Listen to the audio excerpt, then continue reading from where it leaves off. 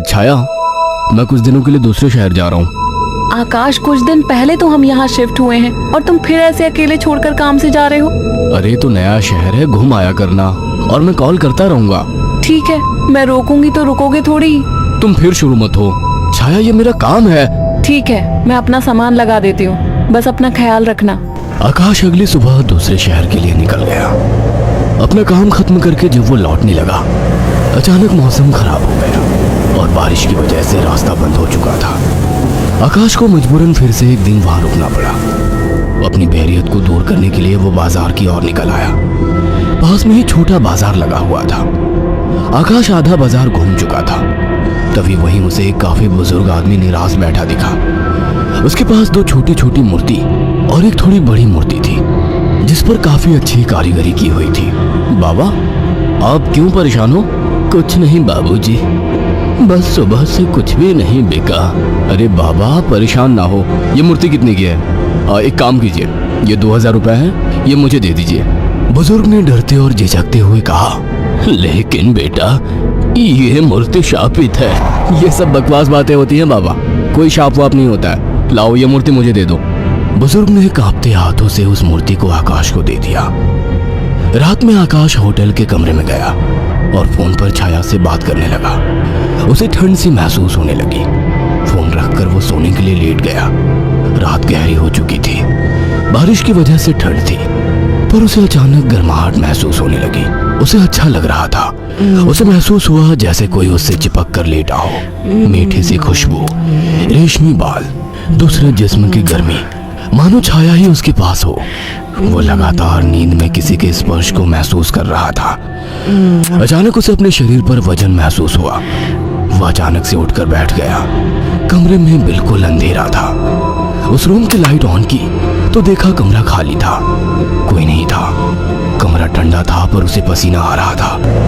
अगले दिन सुबह वो जल्दी होटल से निकल गया और शाम होते होते घर आ गया। छाया को फोन किया तो पता लगा वो माँ के यहाँ गई है, आज ही आने वाली है। उसके पास डुप्लीकेट चाबी थी। उसने गेट खोला और अंदर गया। थोड़ी देर बैठने के बाद नहाने चला गया। उसे बाथरूम में जाने के बाद ऐसा लगा बाहर कोई है। वो जैसे ही निकला उसको कोई नजर नहीं आया। वो ऊपर गया और उसे एक परछाई नजर आई। कौन है? छाया, मजाक मत करो, मुझे ऐसा मजाक पसंद नहीं है। तभी दरवाजे की डोरबेल बजी। जाकर देखा तो छाया थी। आकाश उसे देखते ही खुश हुआ और उसे गले लगा लिया। तुम सही वक्त पर आ गई, मुझे लगा कोई ऊपर है। ऊपर कौन है? मेरी कोई सौतन ले आए हो क्या? कैसी बात करती हो? अच्छा छोड़ो, मैं कुछ खाने का बना लूं, फिर बात करते हैं। हाँ ये ठीक है, मुझे ही भूख लगी है। अच्छा ये देखो कितनी सुंदर मूर्ति है। खाने के बाद वो अपने दोनों कमरे में प्यार की बातें करते हुए अपने निजी पलों के आनंद में लीन होकर सो गए। मगर आधी रात को आकाश को वही खुशबू स्पर्श महसूस हुआ। उसे लगा छाया को आज ज्यादा ही प्यार आ रहा है और वो जो कर रही है करने दूं। छाया इस बार काफी उत्तेजित लग रही थी। आकाश को भी आनंद आ रहा था। अंधेरे में छाया ने आकाश के सारे कपड़े उतार दिए और पागलों की तरह उसके जिस्म को चूमने लगी। आकाश भी पूरी तरह से उत्तेजित हो गया था। छाया की गरम गरम सांसें आकाश को पूरी तरह से पागल बना दे रही थी और वासना का खेल चरम सीमा तक पहुंच गया। कुछ ही पलों का वासना का वेग लंबी लंबी और गहरी सांसों के बीच शांत हो गया। सुबह आकाश ने देखा छाया जाग चुकी थी। छाया चाय लेकर आकाश के पास आ गई। उठो, चाय पी लो। वह चाय के लिए उठा तो छाया बोल उठी, ये मूर्ति लेकर कब से सोने लगे तुम? अरे ये तो साइड में रखी थी, वहाँ बिस्तर में कैसे आ गई? आ गई होगी। एनीवे, चलो तैयार हो जाओ, ऑफिस जाओगे ना? लाओ इस मूर्ति को मैं रख देती हूँ। थोड़ी देर बाद छाया कमरे में सफाई करने गई। वो काम में बिजी थी पर उसे लगा जैसे मूर्ति उसे देख रही है। जैसे उसने मूर्ति की तरफ देखा, मूर्ति अपनी जगह जैसी थी वैसे ही रखी थी। छाया काम खत्म करके कमरे से निकलने को हुई तो अचानक मूर्ति गिर गई। छाया ने पलट के मूर्ति को उठाया। अचानक मूर्ति मुस्कुराई। छाया डर गई और मूर्ति हाथ से छूट गई। डरते डरते उसने मूर्ति को उठाया तो उसने देखा वो सामान्य थी। शैतान मूर्ति डराती है मुझे, ये कहकर उसने मूर्ति को अलमारी में रख दिया। काम खत्म कर छाया नहाने गई और जैसे ही उसने कपड़े उतारे और पानी का नल खोला, गर्म पानी उस पर गिरा। वो चिल्ला उठी और बिना कपड़ों के बाहर निकलकर भाग आई। उसके जिस्म पर छाले हो चुके थे। उसने आकाश को फोन किया। आकाश तुरंत चला आया और उसको अस्पताल ले गया। आकाश ने ऑफिस से कुछ दिन की छुट्टी ले ली। छाया, ये सब कैसे हुआ? पता नहीं, नल से गर्म पानी अचानक निकला। मुझे सब अजीब सा लग रहा है, मानो मुझे कोई देख रहा हो। तुम आराम करो, मैं कुछ खाने को लेकर आता हूँ। छाया लेटी हुई थी। अचानक उसने ध्यान दिया, मूर्ति उसकी ही तरफ घूर रही थी। अचानक उसे याद आया कि मूर्ति को तो उसने अलमारी में रख दिया था। अचानक वो मूर्ति हिलने लगी। छाया चीख उठी। आकाश दौड़ता हुआ आया। क्या हुआ? ये मूर्ति अभी खुद चली थी। तुम्हारा वहम होगा छाया। मगर रात को आकाश को फिर से चुंबन के स्पर्श महसूस हुए। वो नींद में था और चाह के आंखें नहीं खोल पा रहा था, परंतु आकाश को चुंबन के स्पर्श उत्तेजित कर रहे थे। उसके मुंह से आवाजें निकल रही थी।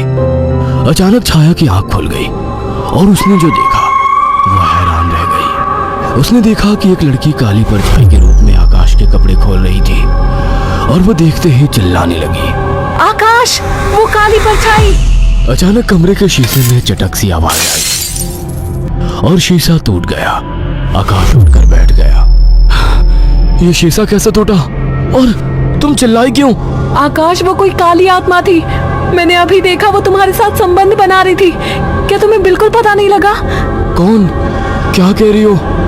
मुझे महसूस तो हुआ, पर मुझे लगा तुम हो। पागल हो क्या? ऐसी हालत में मैं संबंध बनाने की सोचूंगी?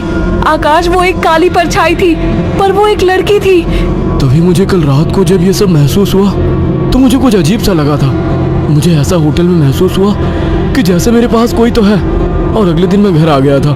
तब से जब भी सोता हूँ ऐसा कुछ होता है। मुझे लगता था कि तुम हो। तभी अचानक दोनों का ध्यान मूर्ति पर गया। आकाश ने तुरंत उस मूर्ति को बाहर फेंक दिया। कुछ दिन बाद छाया पानी पीने के लिए उठी। अचानक उसकी नजर फिर से ड्रेसिंग टेबल पर रखी मूर्ति पर पड़ी। अचानक उस मूर्ति ने काली परछाई का रूप धारण कर लिया। छाया अचानक बेहोश हो गई। कुछ देर बाद उसकी आंखें खुली तो उसे सब सपने जैसा लग रहा था। अचानक वो किचन में चली गई। तभी वहां आकाश आ गया। अरे, पहले ठीक तो हो जाती। मैं तो ठीक हूँ। अच्छा। हाँ, आज तो मुझे एक अलग ही सुबह लग रही है। ओके, अब चलो आराम करो। मैंने तुम्हारे लिए कुछ दिन की छुट्टी ली है। अगर ऐसा है तो मुझे खूब प्यार करो। आज आकाश को छाया कुछ बदली बदली सी लग रही थी।